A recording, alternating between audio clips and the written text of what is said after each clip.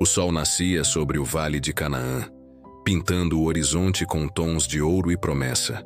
Mas para Jacó, cada raio de luz parecia revelar a poeira que se levantava ao longe, anunciando a chegada de um passado que ele tanto temia. 400 homens, um exército, e à frente deles, uma figura que assombrava seus sonhos: Esaú. Forte, robusto, com cabelos e barba cor de fogo e o olhar intenso de um caçador. O coração de Jacó se apertou. O vento quente do deserto parecia sussurrar todas as culpas, todas as mentiras, todo o engano da sua juventude. O medo era real, palpável. E em meio a esse temor, ele agiu. Dividiu sua família, seu tesouro, em uma estratégia de sobrevivência. As servas e seus filhos foram colocados na frente como a primeira linha de defesa. Depois, Lia e seus filhos. E por último, protegidos no final da caravana, estavam Raquel e o pequeno José, o filho da promessa. Cada passo era um cálculo, uma tentativa de minimizar a perda iminente. Feita a divisão, Jacó deu um passo à frente, sozinho. Cada metro que o separava do irmão parecia 1 quilômetro de julgamento. Com o corpo trêmulo, ele se prostrou, curvando-se até o chão. Não uma, mas 7 vezes. Cada inclinação era um ato de submissão, uma mistura de medo, arrependimento profundo e uma oração silenciosa que clamava por misericórdia. Ele esperava a fúria, a vingança que fora jurada 20 anos antes, mas algo inesperado aconteceu. Esaú, o caçador, o homem traído, parou. Seus olhos ruivos, antes fixos e duros, marejaram. A tensão que pairava no ar se quebrou. De repente, ele correu. Não com a lança em punho, mas com os braços abertos. Antes que qualquer palavra de desculpa ou súplica pudesse ser dita, Esaú lançou os braços sobre o pescoço de Jacó e o abraçou.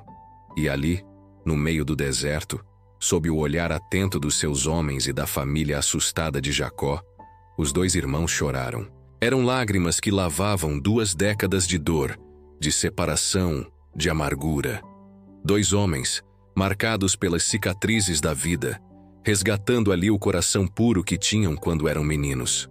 O deserto, testemunha de tantas batalhas, viu naquele momento o choro e o perdão se encontrarem na mesma terra seca.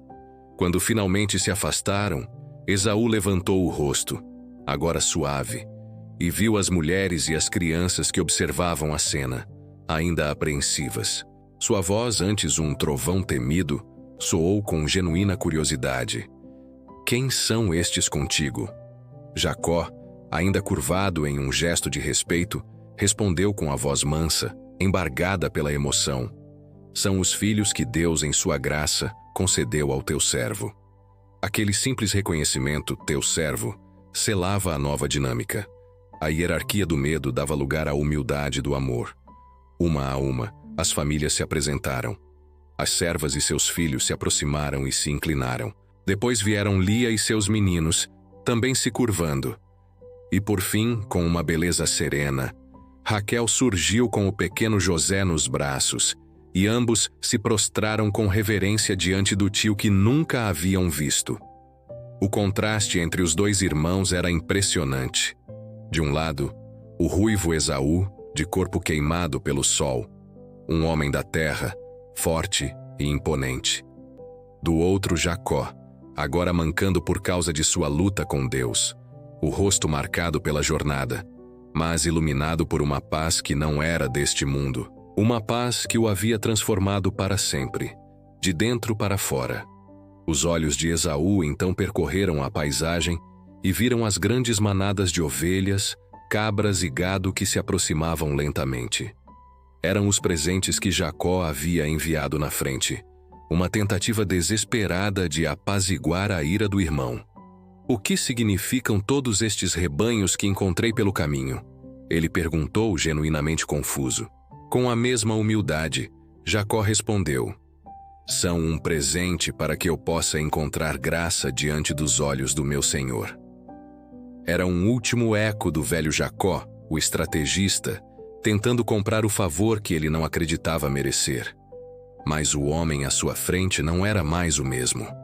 Esaú abriu um sorriso sincero que iluminou seu rosto endurecido pelo tempo. Eu já tenho o bastante, meu irmão, ele disse, com uma generosidade que desarmou Jacó completamente. Guarda o que é teu.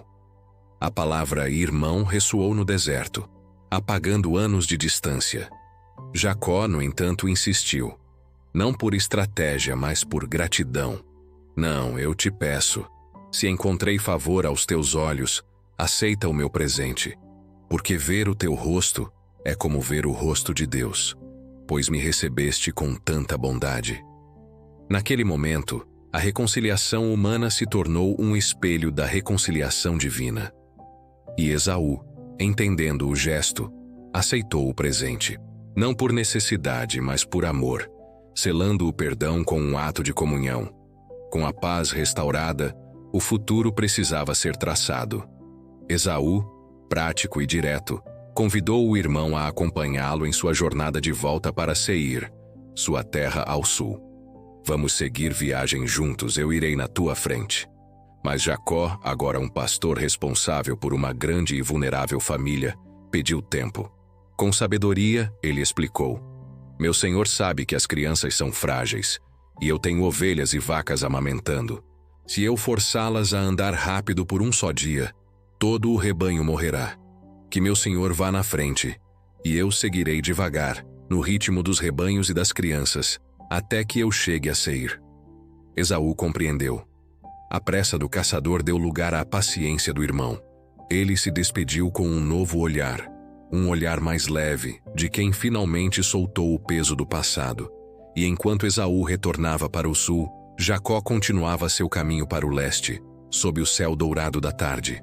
Tudo ao seu redor, seus filhos, suas tendas, seu gado, agora se movia no ritmo da reconciliação. A jornada não era mais uma fuga, mas uma peregrinação de paz. Jacó não seguiu imediatamente para Seir. Ele parou em um lugar chamado Sucote, que significa cabanas, e ali construiu abrigos para sua família e para seus rebanhos. Era um tempo de descanso, de processar a imensa graça que havia recebido.